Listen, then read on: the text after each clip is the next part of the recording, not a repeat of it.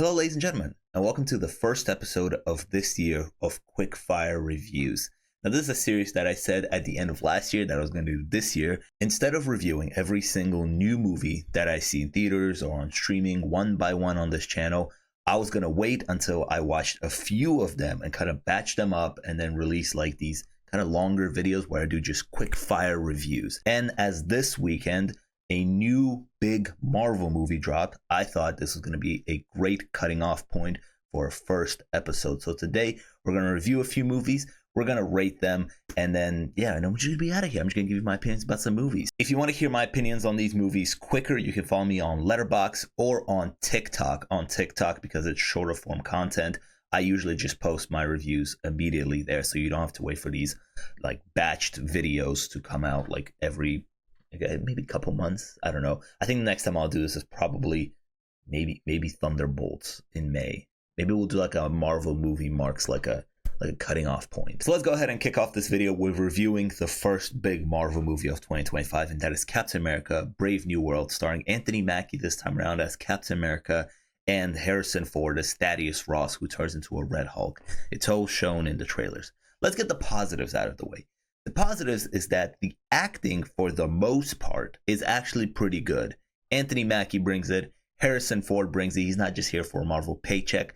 I like Daniel Ramirez as Joaquin Torres, and I like some other people in this movie as well. There is one person that I thought was genuinely doing a bad job, and I did not like her in the movie. It's the Israeli Black Widow. I thought she was not very good in the movie. Outside of her, I thought everybody else brought it acting wise. Now that's where the positives of this movie for me end. There isn't an ounce of excitement in this movie. Some things are either average or meh, and then other things are just not very good. I don't understand why they had him facing a Hulk in this movie. That doesn't make sense. Sam Wilson's Captain America in this movie, who doesn't have the serum. He even says he doesn't have the serum. So he was never going to be able to fight the Hulk. Hell, I don't even know if like Bucky or Steve Rogers can fight the Hulk with the serum. Obviously, all he's going to do is play keep away from him. So yeah, that's what he does for the whole third act when the Red Hulk shows up. For like 5 minutes, the Red Hulk's in the movie. The whole marketing is centered around him. He's barely in the movie. Your third act of a big Marvel movie is supposed to be this big, exciting thing, and it just isn't when the big fight that you have is a hero who can't fight the other hero, who's just being like, no, please do not hit me and kill me. I'm just defending myself here and trying to tell you to calm down the whole time. Outside of that, the story is just not interesting. The CGI is bad. There is an action sequence at the Celestial thing that we saw in Eternals, and everybody was wondering when that was going to come back. There's like a flight sequence. That looked kind of off too, CGI wise. The story is just isn't good. The leaders in this movie, again, this is a sequel to The Incredible Hulk, so the leaders in here, his design, by the way, ew, no, that was not good at all. This was a bad matchup, and this was just iffy politics. I mean, this is just a Marvel movie trying to do politics, and it's just not really all that great. If I hear Harrison Ford try to say how much he needs this treaty to work yet again, I'm gonna lose my mind. And this just sucks because I feel like Anthony Mackie and Sam Wilson deserve a much better movie than this. So with all of that being said, I'm gonna give Captain America: Brave New World a D+. That hurts my heart because the Captain America trilogy was so good, and then now this is what we have. All right, now that that's out of the way, let me tell you about a movie that absolutely blew my mind. That was not supposed to be as good as it freaking is, because this movie's spectacular. And I know you've heard about this movie, and you probably made jokes about this movie online, and I fully understand that you don't know who Robbie Williams is because he's really famous in the UK and he's not famous here in America, and you may not know who he is, but I'm telling you, his biopic, Better Man, where Robbie Williams is played by CGI Monkey, is spectacular. This movie has not left my brain ever since I saw it, because it absolutely floored me. And I don't even like musicals. The only musical that I really love is La La Land. That's like in my top 5 movies of all time. But this movie was actually so good. First of all, I just talked about how the CGI in the Captain America movie was bad. The CGI in this movie is spectacular. Like, Robbie Williams as the monkey looks amazing. Visuals are popping. The movie's colorful. Through all the talk recently in Hollywood about how where's the color, why the movies look so bad, this movie pops off the screen. It looks great. It looks how a musical should look. Fun, have energy. The musical sequences in this movie are used to move the story along. One of the reasons I don't like musicals is because I feel like the musical sequences can sometimes halt the movie, and now we're just stopping here to do a really bad song. But in this movie, again, the musical sequences are full of energy and emotions at times. And I was like, I did not expect this Robbie Williams biopic about where he's played by a CGI monkey to do this to me.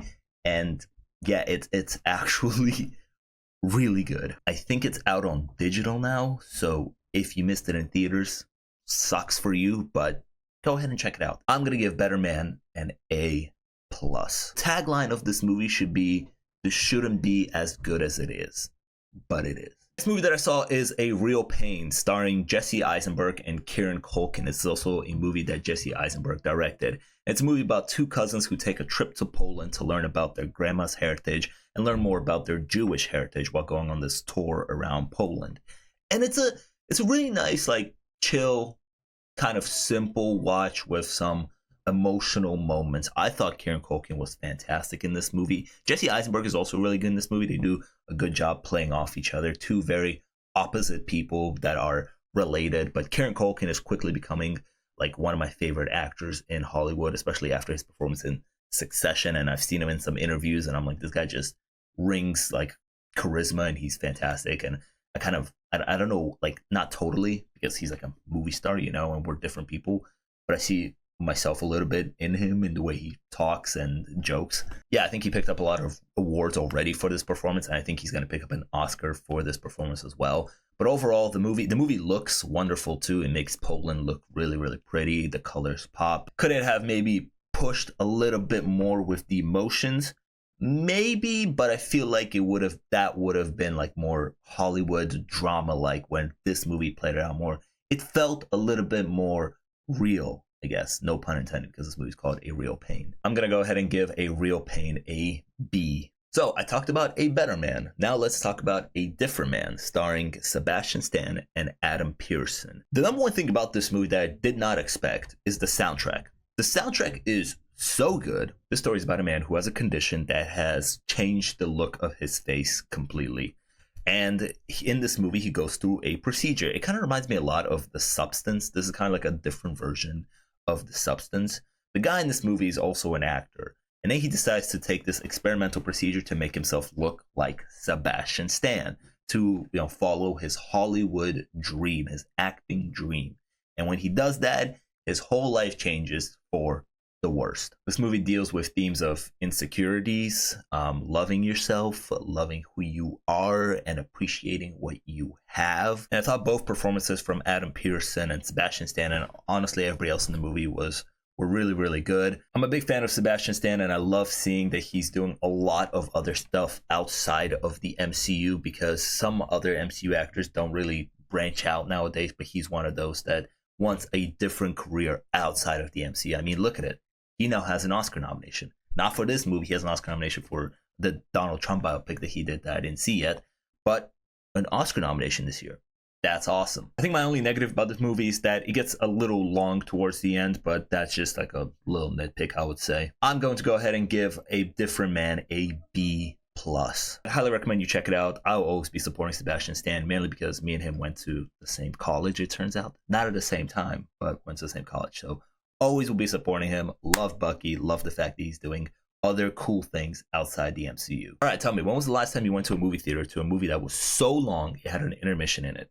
Because I saw one a couple weeks ago. Actually, a lot of people did, because there's this new big movie out called The Brutalist that's 3 hours and 35 minutes long with a 15-minute intermission in it, starring Adrian Brody.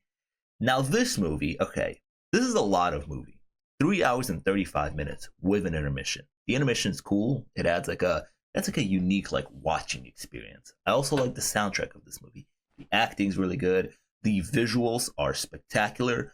I'm someone who just likes to walk around and just look at architecture and take pictures of architecture. I'm not an architect, right? But I don't know, there's something in my brain that I just like to do that. So this movie, visually wise, was like made for me. However, outside of that, like I said, this is a lot of movie. And I felt like this movie was going to leave more of an impact on me than it did. But I watched this 3 hours and 35 minutes and thought, okay, that was good. But it's not really a movie that I'm going to think about much more, honestly. Well, there are themes and stories in here about like immigration to the United States that me and my family can relate to. I still felt like this movie just kind of left no impact on me. I will also say the first half of this movie is much more interesting than the second half of this movie. So with all that being said, I'm going to go ahead and give the 3 hours and 35 minutes of The Brutalist a B. This movie did not come out recently, but I just really want to talk about it because I saw it on Netflix the other day and I was blown away by it. And it's called Rebel Ridge, starring Aaron Pierre. This movie was so awesome. If you ever seen Reacher, which I only seen a couple of episodes of, it's kind of like that, right? It's kind of like an action movie where this guy in the South is going to take down some corrupt cops. But the trick here is that his whole thing is he's going to try to do things in a non-lethal way. And it's set up much earlier in the movie. He tries to de-escalate things and not use violence at all. And the movie stays true to that. 100% stays true to its character. I think only overall like 2 people die in this movie. And none of them die from our hero hurting them. Our hero does everything in a non-lethal way. Now you may think that this sounds like it would be boring, but let me tell you, Aaron Pierre is a full-on action star, and it's not boring. It's actually really cool and really elegantly done. I just realized I went on this talk about this movie and I didn't even say what it was called, but I'm pretty sure I put a poster up for it. So the movie's called Rebel Ridge. Yeah, it came out I think in September of last year on Netflix, and I finally checked it out a couple of weeks ago. And yeah, I was just really immersed in the film, in the investigation, in the non-lethal tactics this guy does. And Aaron Pierre is awesome, and he's going to be awesome in the Green Lantern series that I'm really, really excited for. I'm going to go ahead and give Rebel Ridge an A-. Oh, also I should point out that I'm not going to review Wicked here, but I do have a Wicked movie reaction on the channel, so go ahead and check that out. All right, so this is the last quick fire review that we're going to be doing here, and that is Companion, starring Sophie Thatcher and Jack Quaid. This movie was just like fun. It's like a solid 3 out of 5 fun movie. It's got some fun commentary. It's got some funny comedy in it. It's got good performances. Sophie Thatcher is going to be a star in Hollywood. And that's really cool because she is really, really good. The first time I ever saw her was a couple months ago in Heretic. Now, Hugh Grant completely stole that movie. He was fantastic in that movie. So she was, she didn't really stand out all that much to me. But in this movie, Companion, I'm like, oh, I see it. She's got the juice. And Jack Quaid, I'm always happy to see Jack Quaid on screen. I'm happy to see that he's now doing like movies that are not The Boys. He now has like, there's been a time period over the last 2 months where Jack Quaid had 2 movie trailers playing in front of every single movie. 2 different movies. He has a new movie coming out later in a couple weeks. So he's doing pretty good for himself. Good for him. Oh, and also if you don't know, this movie is about an AI robot played by Sophie Thatcher. She's a companion robot, so she is a robot. There's quite a lot of Terminator references, especially towards the end of this movie, that I guess if you're a Terminator fan, you will appreciate. Also, at the time of this recording, just a couple hours ago, it was reported that Sophie Thatcher is in line to be Mrs. Smith in the Mr. and Mrs. Smith Amazon show, season 2. And I really loved season 1 of that show. So if she now gets cast in season 2, I'm fully on board of that because she is awesome and I'm quickly becoming one of her biggest fans. So yeah, Companion, it was fun. At times, I did feel like it probably could do a little bit more than it did, but it was fun. So I'm going to give Companion a B-.